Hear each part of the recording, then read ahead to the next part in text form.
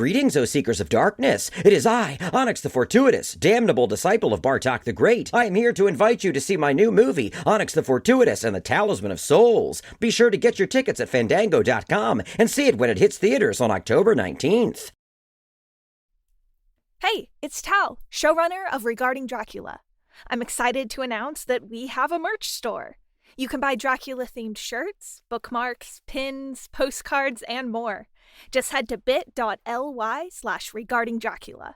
Again, that's bit.ly/regardingdracula.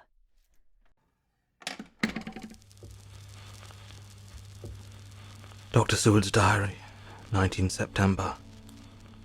All night she slept fitfully, being always afraid to sleep, and something weaker when she woke from it. The professor and I took it in turns to watch, and we never left her for a moment unattended. Quincy Morris said nothing about his intention, but I knew that all night long he patrolled round and round the house. When the day came, its searching light showed the ravages in poor Lucy's strength. She was hardly able to turn her head, and the little nourishment which she could take seemed to do her no good. At times she slept, and both Van Helsing and I noticed the difference in her, between sleeping and waking. Whilst asleep she looked stronger, although more haggard, and her breathing was softer. Her open mouth showed the pale gums drawn back from the teeth, which thus looked positively longer and sharper than usual.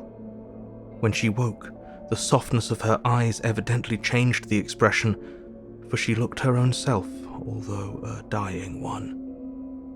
In the afternoon she asked for Arthur, and we telegrammed for him. Quincy went off to meet him at the station. When he arrived it was nearly 6 o'clock, and the sun was setting full and warm, and the red light streamed in through the window and gave more colour to the pale cheeks. When he saw her, Arthur was simply choking with emotion, and none of us could speak. In the hours that had passed, the fits of sleep, or the comatose condition that passed for it, had grown more frequent, so that the pauses when conversation was possible were shortened. Arthur's presence, however, seemed to act as a stimulant. She rallied a little, and spoke to him more brightly than she had done since we arrived.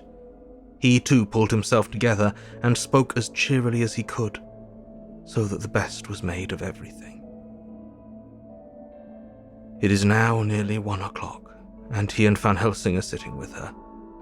I am to relieve them in a quarter of an hour, and I am entering this on Lucy's phonograph. Until 6 o'clock, they are to try to rest. I fear that tomorrow will end our watching, for the shock has been too great. The poor child cannot rally.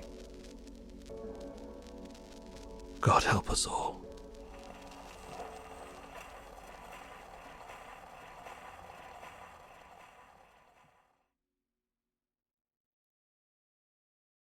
Greetings, O Seekers of Darkness! It is I, Onyx the Fortuitous, master of the macabre and devoted disciple of Bartok the Great. I am here to invite you to an event that only the soothsaying druids could have predicted. It is the theatrical release of my film, Onyx the Fortuitous and the Talisman of Souls, the greatest horror comedy since Paul Verhoeven's Showgirls. So be sure to get your tickets for the cinematic event of the century, Onyx the Fortuitous and the Talisman of Souls, at Fandango.com, and see it exclusively in theaters on October 19th.